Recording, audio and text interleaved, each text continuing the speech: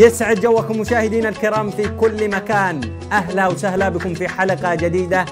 بسم الله. الأغنية اليمنية صوت أيوب.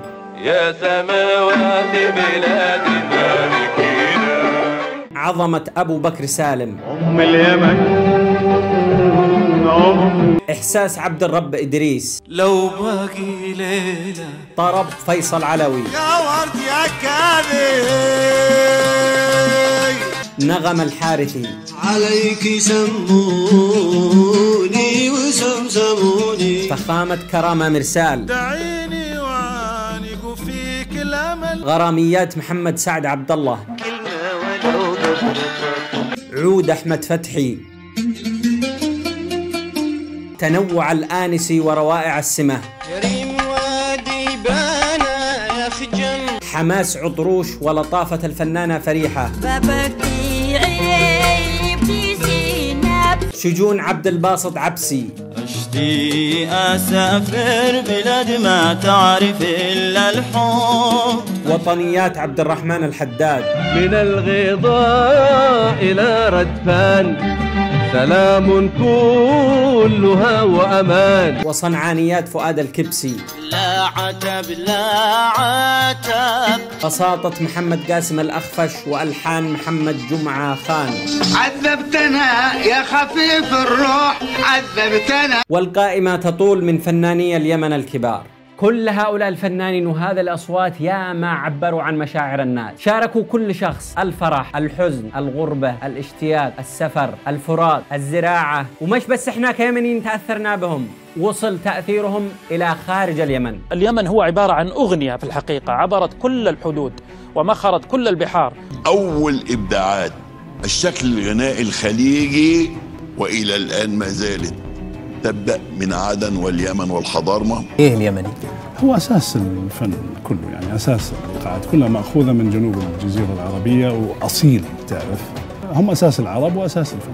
اليمن اساس بالفن، اساس بالفن، اساس الفن من اليمن. التراث اليمني تراث ثري ومتنوع، في الفن الصنعاني والفن الحضرمي والفن العدني والفن اللحجي والفن التهامي والفن التعزي وغيرها من الفنون. حتى اليونسكو أضافت الفن الصنعاني من روائع الفن العالمي. ومش بس وصلت تأثير الأغنية اليمنية إلى أخواننا الخليجيين والعرب، وصلت إلى أبعد من هذا. يا مذهب القامد فحل وجن كم. C'est un luth à 4 cordes au lieu de 5 cordes. Donc il est plus archaïque, disons, que le... يا حي يا قيوم يا مجد المعدوم، عبدك دعاك اليوم يا قاضي الحجات. أحياك أحياك. تخيلوا هذا الشيبة، هذا باحث فرنسي اسمه جان لامبير، فلت باريس وجوها وتراثها، فلت برج ايفل ومغسي بوكو بونجور، شل القنبوس اليمني وبدأ يدندن أغاني صنعانية قديمة. لا وكمان ألف كتاب سماه طب النفوس في الفن الصنعاني، وأخذ القنبوس ومن عرس لا عرس ومن حفلة لا حفلة يعرف الناس عن التراث اليمني والأغنية الصنعانية. السؤال الآن للأستاذ جان، بعد ما أخذت القنبوس اليمني من عرس لا عرس وبدأت تبحث وتنقب عن الأغنية اليمنية، إيش حصلت؟ إيش نقبت؟ كيف شفت الأغنية اليمنية اليوم؟ لو طلع عرفتها حبيت على أوفايك، ولو طلبت روح يهمني ما اشتيت. بس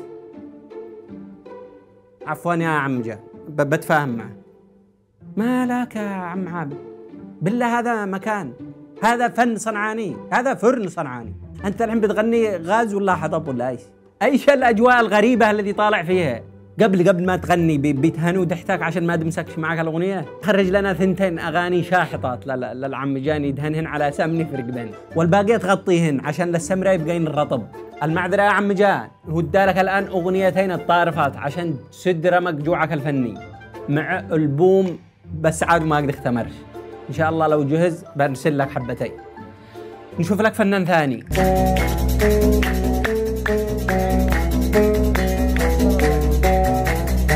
أنا مو الهنا أنا مو الهنا بغيرك شاعيش ما حد من العشق ما كشش غرامك بشر روحي عليلة غيري لما الحبيب نار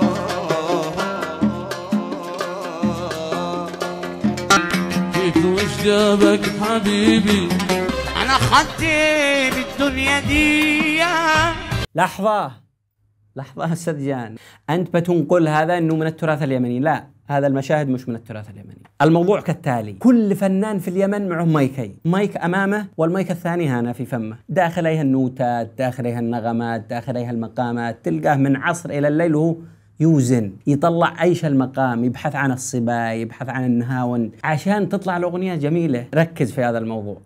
وبعيدا عن المزاح، تعالوا نتفاهم. هذا الصورة اللي بتقدم اليوم ربما قد تكون أسوأ صورة قدمت عن الفن اليمني. ليش؟ كان الفنانين الأولين لما يظهر بأغنية يظهر بكامل هندامه، جمال في الكلمات، في الأغنية، في الحضور، في اللبس، في الهندام، ويعكس صورة جميلة عن الفن اليمني. بس الصورة الآن كيف؟ قد يكون السبب إن احنا اعتدنا على هذه المشاهد في اليمن، كلنا حضرنا أعراس وكان نجلس في هذه المجالس ونشوف الموضوع عادي وجدا وبسيط، لكن المبالغة والتخزينة بشكل مفرط بالذات من الفنانين هنا هي المشكلة. أنت كفنان لما بتغني في قاعة أو في خيمة أو في مجلس، أنت ما بتغنيش للحاضرين بس. اليوم مع وجود وسائل التواصل الاجتماعي بيشاهدك اللي في مصر، اللي في الخليج، الذي في أمريكا، اللي في أوروبا، حتى مثلا الصين. هذا الفيديو دي حمود السمع. أنا مهجويني مقيمة في تيانجين في الصين. تعرفت على أغانيك حمود وأنا في الصين أشغل أغانيك وأشغل أغنية ما قلت لي مشتاقة أشوفك، ما أروعك. هذا الأخت بتسمعك في الصين ومنسجمة وبتقول الله على فنك، على حسك، على ذوقك، على كلمات، وطالعة في فيديو تقدم كلمة شكر للفن والفنانة اللي بتسمعه دائما. تخيل إنك مش يمني وتسمع واحد من المشاهير بتغنى ويدندن بأغنية بكى وبغيرك شاعيش ما حد من العشق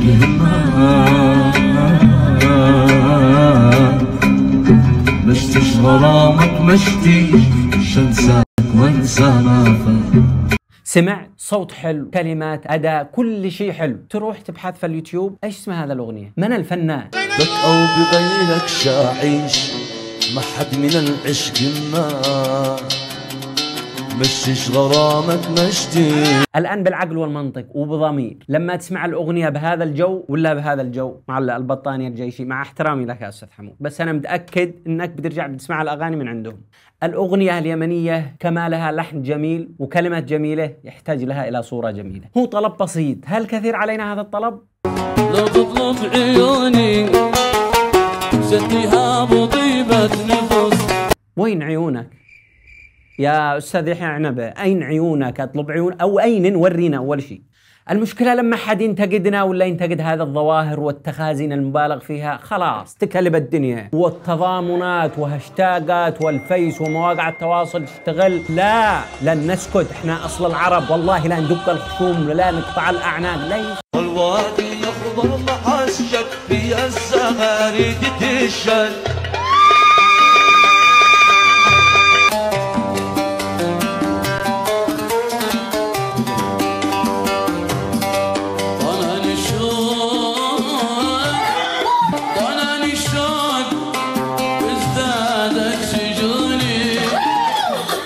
وين المزعل في الموضوع؟ ليش نزعل؟ عاد الزعل لنا، يعني نقل الواقع كما هو، بس انه احنا نشوف المشهد مننا عادي لان احنا متعودين عليه، لما يجسدوا غيرنا لا غلط. ليش تضحك علينا؟ لو اختفت هذا المظاهر من بيسخر مننا؟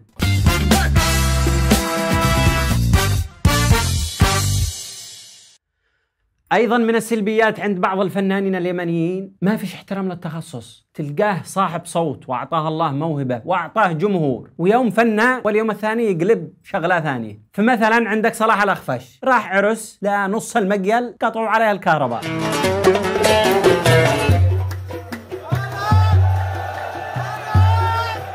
زعل، قال خلاص ما عاد الشي شقع فنان، والله إننا ممثل محترف، وصار يمثل. يا خلي يرحمني عيجيني الموت. قطعوا الماء. قطعوا عليها الماء. حظك ايش نسوي له؟ خليك كدك في تخصصك. عندك الفنانة القديرة أمل كعدل، تربينا على أغانيها وكنا نسمع أغانيها الوطنية من زمان وعاد إحنا ندرس. فجأة في ليلة وضحاها انتقلت للتمثيل. ليش؟ بمثل مع مهند؟ خلاص خلني عيوني ملح حبيبي، قومي روعي. الله لا سامحها اللي نصحك. احنا ما بنقولش انه حرام ان الفنان يرجع ممثل، لا، في فنانين دخلوا مجال التمثيل بس كسروا، ولما نقول كسر الساحة الفنية فعلا كسرها تكسير، ضيع شارها. يا نشوان ما فيش وقت، انت تحبني ولا لا؟ وانا كمان احبك. نشوان مالك؟ انا اكلمك. اول ما يجي ابي تروح لعنده تتقدم لي. طيب مع السلامة.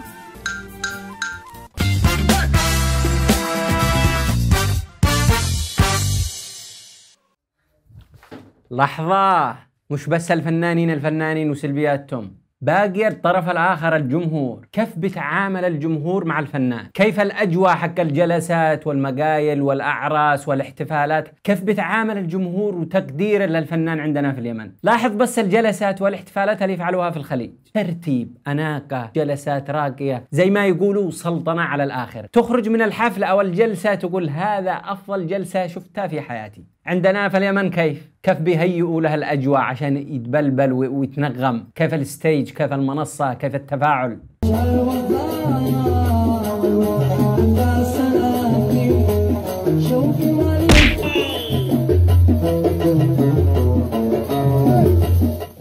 إلا صلاتي ما حرمنا ولا كذا لما نسى الأغنية، خلاص ما اعترش بيشوف ما للناس ويننا، ليش الناس متجمعين؟ رجعوا يهدئوا. لا أنت فنان الآن، كانك قبل شوية قبل الحادث بتغني لنا. هذا هو الفنان اليمني، يستلم القرشين من العرس ويصير طوالي العناية المركزة، طعن وخفع وأحيانا بالصحات، ولا وقف الموال ولا غلط ولا نشز، خفع وخفع لم حياة جميلة، يعني الإبداع يخرج تلقائيا عندنا. أنا لو أنا فنان لا اشترط أنا وأهل العرس، أنا عاد أجي أزف بس ابنوا لي جدار عازل صم بلوك من أبو 20، سبحان الله، يعني تغلط في أغنية ولا تنشز كسروا لك ضلع، تغلط في المقام خفعوا لك فقرة 2 3، وكمان أطالب بزجاج عازل من حق الرؤساء ضد الرصاص. أحيانا تسكت ولا تهدى ولا تشرب لك شوية ماء، خفعك واحد بصحة نزل حلقك للأرض. مالك وقف؟ ليش توقف؟ أنت فنان، اشتغل 24 ساعة. يا أخي أنا بشر مثلك، أنا أعضل، أنا أتعب، أنا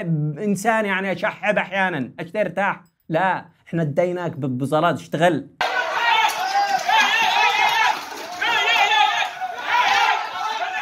يعني الفنان عندنا في حالة دفاع عن النفس، مش هو داخلي عرس ولا قاعة، داخلي معركة، يصير يودع أهله وعياله، ساير يزفه على الله، يا زفة عريس ولا زفة شهيد. تشوف الفنان قدو يجمع أهله وزوجته والعيال ويوصيهم يا عيالي أنا سايري على الله، مدري يرجع أو لا. طرحت لكم شوية ألحان للزمن، إذا احتجتوهن خرجتوهن. في زفتين عند بيت الشيخ فلان، شلوهن لا احتجتوهن. علي نذر إن أنا إذا رجعت من عرس بيت فلان إن أنا أفعل مقيل، اقضوه علي. وباقي ألبوم في الدرج عليه مشاكل ولا تقربوا منه. ولا تنسوا افتخروا بابوكم كان معه الصوت وحنجرة ذهبية، كان يهز القاعة هز.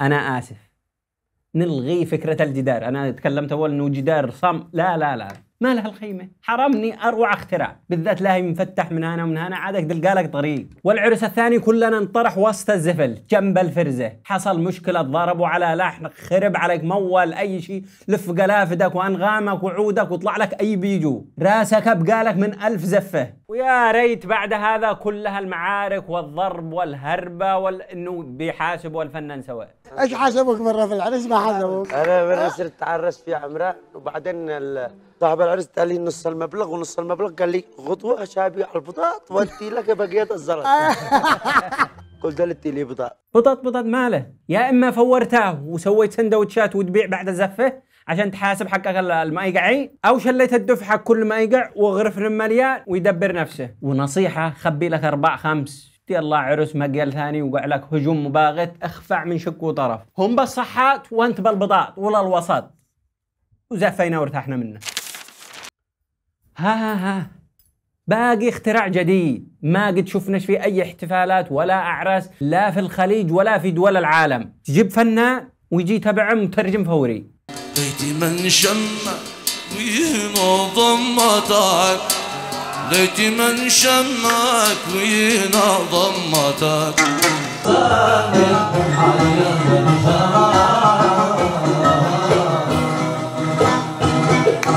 يا سنترا الخط بيشتبك لما اتصل وردي مشغول. مترجم الصم والبكم، من اخترع هذا الوظيفة؟ بالله عليك بتترجم لنا ايش بيقول حمود، او بتشيل الكلمات من عند الفنان لا عندنا. ما نحتاج ترجمة، الكلمات واللحن وكل شيء قد احنا مسلطنين مرتاحين منسجمين معه. اذا تشتي تمارس هوايتك خذ لك نشرة، ارصاد جوية، حاجات فيها اخبار وسير وننزلهن لليوتيوب واحنا نتابعه. هذا شكله من وعاده صغير يسمع طيور الجنة. ماما جابت بيبي بيبي حلو صغير، يا الله حبيبي شو ذكي ومغندر. عاد باقي اعظم تكون منسجم مروق وفجأة لو رحت لك ما حيقع.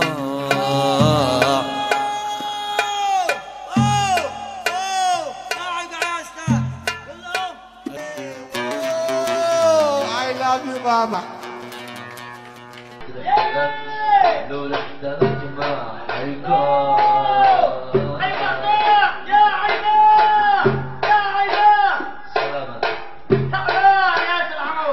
يا مالك؟ ليش بتصيح هكذا فجأة؟ غنى لها فوق رجلاك، تعست مزمار، هو جاي يغني لك ما جاش يقرا عليك، فيك جنة ومالك ليش بتصيح؟ ربشت الفنان، ما له هذا، ما نزعل، انا غثيتك، انا عجبتك ما عجبتك، تحاسبوني او مالك؟ سيرينا جوزان قدرتي مملانا لرينا الجرم جرم. يا إله يا إله الله الله. وين راح العم جان؟ انتبهنا لمنعك، الاشياء الاخيره هذا اللي سمعت الاصوات مش من التراث، ما تصير عند الفرنسيين تقول هذا تراث يمني، لا انسى كانك ما سمعت. مسرع لقطها.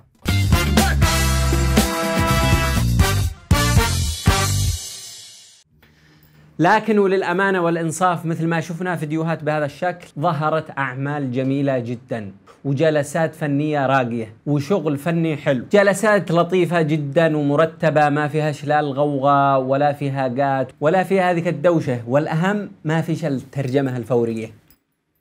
وأنت مرتاح السليم افتهام. وشفنا أعمال خرجت من النطاق المحلي وأصبحت ترند عربي. قالت حبيبي قلتها يا نور عيناي، قالت فقدتك وهجرك قد عبات فيني، الوصل لي حد اريد الحق بالحينة، ما عاد بصبر وبعدك بيجنني، يميني لدعي إلهي بيني وبينه، والله يغني عن العالم ويكفيني. قلت اسمعيني حبيبي ما نسيدينا، لكن صروف الزمان بالبعد تجبرني. قالت حبيبي هذا الأغنية أصبحت ترند إلى اليوم وما زالت، غنوها أغلب الفنانين العرب والمشاهير واحتفوا بالفنان في أكثر من قناة عربية. لما وصل عندنا لليمن يشتي يفعل حفلة عادوا بيقول قالت حبيبي، قالوا ها يا نور عيني. عندك الفنان حسين محب منه عادوا في الحصبة يغني يا ليت من سايرك ولا يشمك شم، بيغنيها نفسها في لندن، بس هل نفس الشم؟ لا اختلف. حبيبي يا ابو حبيب انت فناني المفضل بس بيني وبينه لا يدرى حمود. عندك الفنان والمايسترو محمد الكحوم، هذا الفنان العبقري اليمني جمع أكبر عدد من المقطوعات الموسيقية اليمنية الشعبية وصنع منها أوركسترا سمع بها كل الوطن العربي. كمان عندك الفنان حمود السمه، تفرح لما تشوف أعماله اللي بصورة جميلة وبقالب فني جديد، ومش مستغربين لما تشوف الفنان المصري العالمي ويجز لما سألوه تتمنى تغني مع من؟ فلت الفنانين العرب كلهم وقال أتمنى العمل مع الفنان حمود السمه. مين تاني غير أنغام ممكن تعمل معاه ديو من النجوم ما تخلينيش بقى ابتدي اقول اسامي بقى عشان مش هخلص. يعني اللي انت بتحبه. حلو ده. الفنان حمود السمه. ما بهزرش. مين؟ الفنان حمود السمه والله العظيم لو شايف انت عالمي، تويتاتك عالمي. لا من اليمن.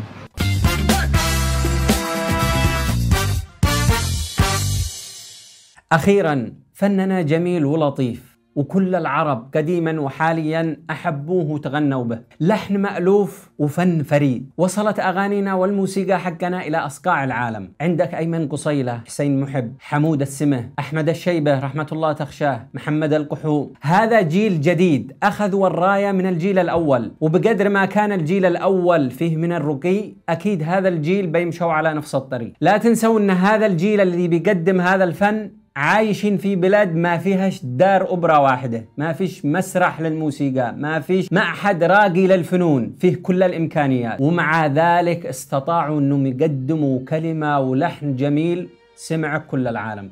الانتقاد ما يعنيش الانتقاص لما بتقدموه، بالعكس ربما هو دليل حب. الأشياء اللي قد نشوفها عادية احنا كيمنيين غيرنا ربما بيشوفوها بشكل آخر ما تتناسبش مع الفن اللي بنقدمه. الفن الصنعاني لازم ما يخرج من الدياوين والثمرات الضيقة كما قال الفنان المرحوم محمد مرشد ناجي، بل الفن اليمني بشكل عام لازم يخرج من هذه الأماكن ويأخذ المكانة التي تليق به. البابا حمود انسى الكلام هذا قبل ما يتكلم ويجز، الآن جعل لي سم لو شاء زعلك. في أمان الله.